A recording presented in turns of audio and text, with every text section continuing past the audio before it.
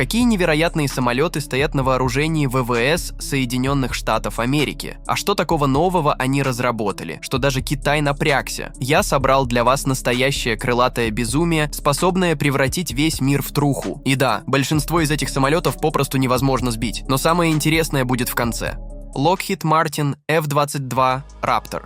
А пока буду идти по порядку. Lockheed Martin F-22 Raptor — это настоящее чудо американской авиационной инженерии, представляющее собой истребитель 5-го поколения, способный действовать незаметно для радаров. Что вообще значат эти поколения? Разделение весьма условное и везде разное, ведь все хотят назвать свой самолет самым-самым. Но для понимания, в большинстве стран используют 3-е и 4-е поколение, где некоторые самолеты изготавливались и проектировались еще в 60-х и 70-х годах. Поэтому 5-е поколение — это вот новинка последних лет. Lockheed Martin F-22 Raptor стал результатом совместных усилий Lockheed Martin, Boeing и General Dynamics. Его задача — господство в воздухе, защита войск и объектов на земле, а также ночная и дневная разведка в любых погодных условиях. Первый в своем классе F-22 был официально принят на вооружение американскими военно-воздушными силами 15 декабря 2005 года и с тех пор стал основой их авиационной мощи. Что касается вооружения, то F-22 вооружен пушкой М61А2 Vulcan с калибром 0,79 дюйма и различными ракетами класса «Воздух-воздух». Несмотря на то, что планы по интеграции новейших авиабомб в 2015 году не были реализованы, самолет способен выполнять задачи даже на сверхзвуковых скоростях. Производство этого истребителя хоть и остановлено из-за высоких затрат, но в период с 23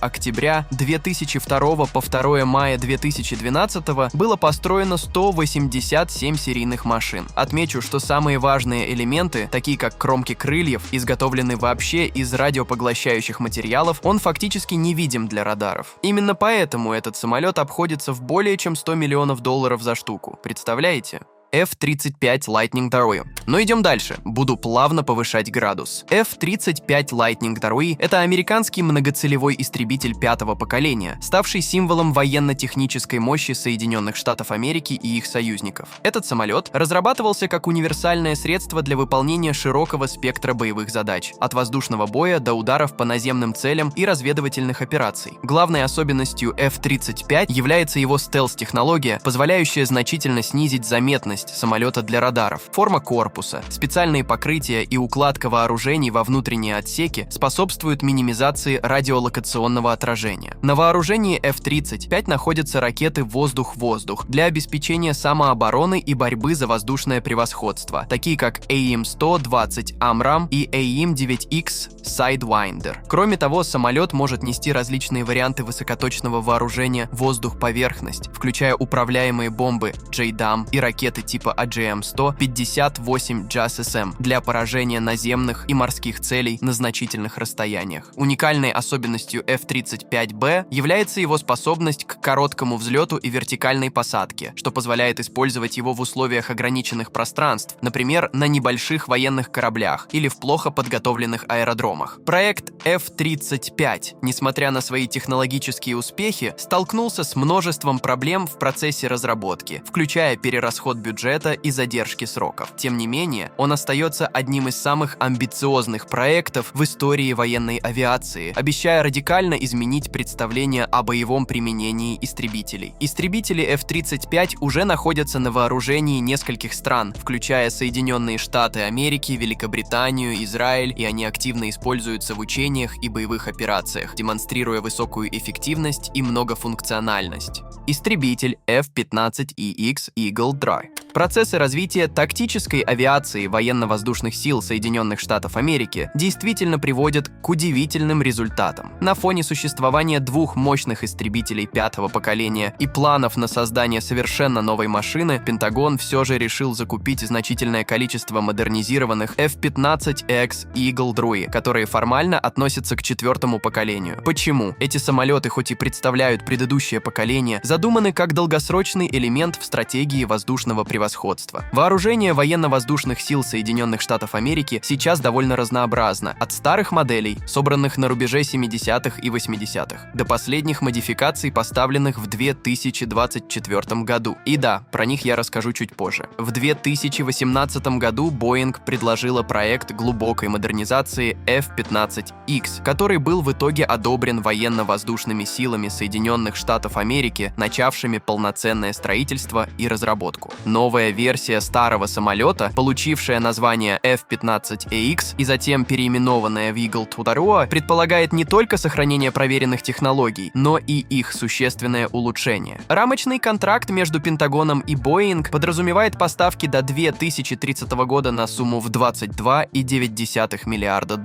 Ожидается, что новые самолеты заменят устаревшие модификации F-15 и существенно повысят качество боевого состава, хотя и не в полном количественном соответствии. F-16 Viper. Ну и еще одна новинка, созданная из обкатанной рабочей лошадки. F-16 Block 7072. Viper — это результат титанических усилий по сохранению актуальности старых, но проверенных временем платформ в условиях стремительного развития авиационных технологий. История F-16, начавшаяся с ответа на маневренные способности советского МиГ-21, демонстрирует, как важно адаптироваться к меняющимся боевым требованиям. Изначально созданный для превосходства в воздухе, F-16 превратился в многоцелевой истребитель, способный выполнять ударные задачи благодаря своей выдающейся аэродинамике и бортовой электронике. Последняя модернизация под названием F-16 Viper, начатая в 2015 году, значительно расширила возможности самолета до уровня современных стандартов. Благодаря новейшей радиолокационной станции с активной фазированной антенной решеткой, системе автоматического избежания столкновений с землей и улучшенной системе нашлемного целеуказания, Viper почти не уступает истребителям пятого поколения по своему боевому потенциалу. К тому же, возможность модернизации уже существующих F-16 в новую версию делает этот проект особенно привлекательным для стран, уже эксплуатирующих предыдущие модели.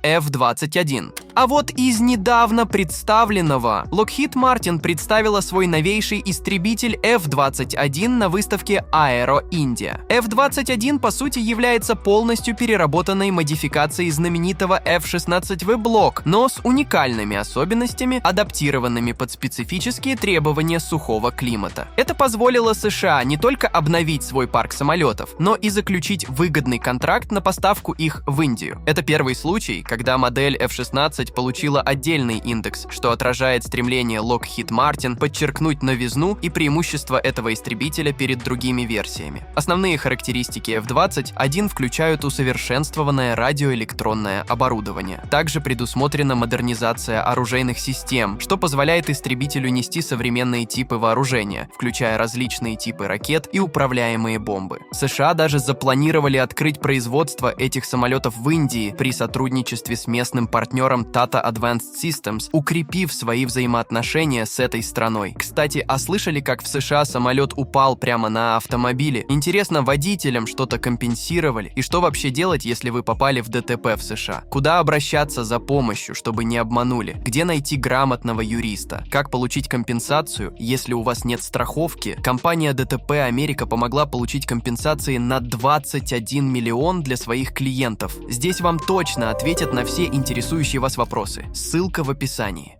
FXX. Ну и давайте про новинки в полном смысле этого слова. FXX — это истребитель шестого поколения, разрабатываемый в рамках амбициозной программы Next Generation Air Dominance, цель которой — замена устаревающих F-22 Raptor и F-15 Eagle. И тут Китаю стоит напрячься, ведь у них подобных разработок пока нет, а самолет должен обеспечить фору США в воздушном пространстве. Одной из основных характеристик FXX являются его стелс-технологии, которые нацелены на минимизацию его видимости для радаров противника. Это достигается за счет использования специальных материалов и уникального дизайна, который уменьшает радиолокационный и инфракрасный след самолета. Такая степень невидимости позволяет FXX подходить к целям на близкое расстояние до того, как он будет обнаружен. Многофункциональность FXX предусматривает его способность выполнять различные виды боевых задач, от доминирования в воздушном пространстве до нанесения точных ударов по стратегически важным объектам противника противника на земле. Это достигается благодаря интеграции современного вооружения, включая ракеты «Воздух-воздух» и управляемые бомбы, а также благодаря возможности использовать средства радиоэлектронной борьбы для подавления обороны противника. Инновационной функцией FAXX является его способность координировать действия группы беспилотных летательных аппаратов, которые могут действовать как разведчики или ударные единицы, тем самым расширяя возможности пилотируемых самолетов без риска для экипажа. Сверхзвуковая скорость без форсажа – еще одна заметная особенность FAXX, которая обеспечивает высокую мобильность и способность быстро реагировать на изменения в боевой обстановке. Это также снижает радиолокационную заметность самолета, так как форсажный режим существенно увеличивает инфракрасный след. Самолет строго засекречен и находится в стадии разработки, но задачи, возложенные на него, действительно впечатляют. Согласны?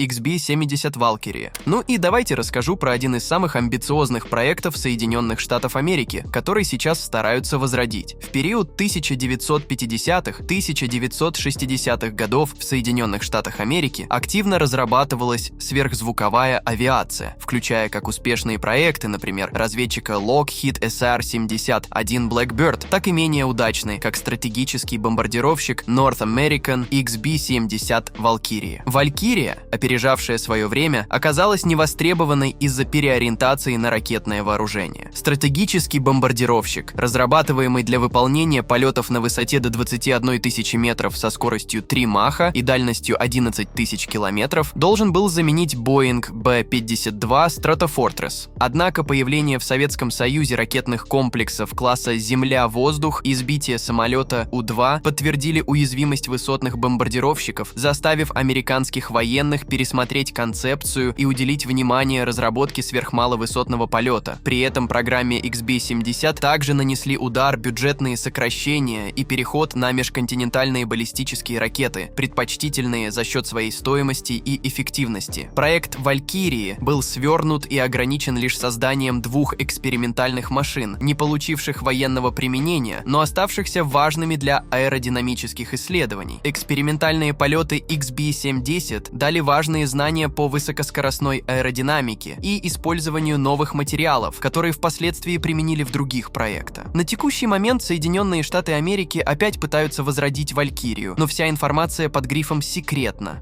B-21 Raider. Ну и пора вам показать действительно опасный самолет, который может разнести небольшую страну в труху. B-21 Raider — это стратегический бомбардировщик нового поколения, разработанный компанией Northrop Grumman для военно-воздушных сил Соединенных Штатов Америки, который предназначен стать основой американской стратегической авиации и заменить устаревшие B-1 Lancer и B-2 Spirit. Самолет оснащен передовыми стелс-технологиями для минимизации радиолокационной и инфракрасной заметности, что критически важно для выполнения миссий в условиях современной системы противовоздушной обороны противника. Хотя точные параметры дальности полета и грузоподъемности пока не обнародованы. Ожидается, что B-21 сможет нести значительный арсенал вооружений, включая традиционное и ядерное, на большие расстояния без дозаправки. B-21 спроектирован как многоцелевой бомбардировщик, способный выполнять не только стратегическое бомбометание, но и разведку, противоракетную оборону и электронную войну. Ожидается, что самолет будет интегрирован с различными платформами сбора данных и системами управления, что позволит ему координировать действия с дронами, спутниками и другими летательными аппаратами. B-21 оснащен последними достижениями в области авионики, электронных систем, радиоэлектронной борьбы, радиолокационного обнаружения и систем связи. Вооружение бомбардировщика включает последнее поколение управляемых ракет, противорадиолокационные ракеты, а также традиционные и ядерные бомбы, что делает его высокоэффективным средством для выполнения широкого спектра боевых задач. Проектирование B-21 ведется с учетом будущих обновлений и модификаций, что обеспечит его адаптацию к изменяющимся боевым условиям и технологическим трендам. Lockheed Martin RQ-170 Sentinel. Ну и куда без беспилотников в наше время? Соединенные Штаты Америки, известные своим огромным военным бюджетом, постоянно стремятся оставаться в авангарде военных технологий, внедряя разработки в серийное производство и активно применяя их в боевых условиях. Один из таких проектов — RQ-170 Sentinel, долгое время остававшийся в тени. Первые сведения о нем появились в 2009 году, и лишь после того, как скрыть его существование стало невозможно, Соединенные Штаты Америки подтвердили его наличие, не раскрывая детальных характеристик. RQ-170 Sentinel выполнен по схеме летающего крыла, что предоставляет ему преимущество в виде большей подъемной силы и меньшего сопротивления воздуха, делая его менее заметным для радаров. Однако это также снижает его управляемость и маневренность. Несмотря на эти недостатки, потенциал данной схемы считается не полностью раскрытым и продолжает развиваться. За проектирование RQ-170 отвечало подразделение Skunk Works компании Lockheed Martin, известное своими секретными разработками.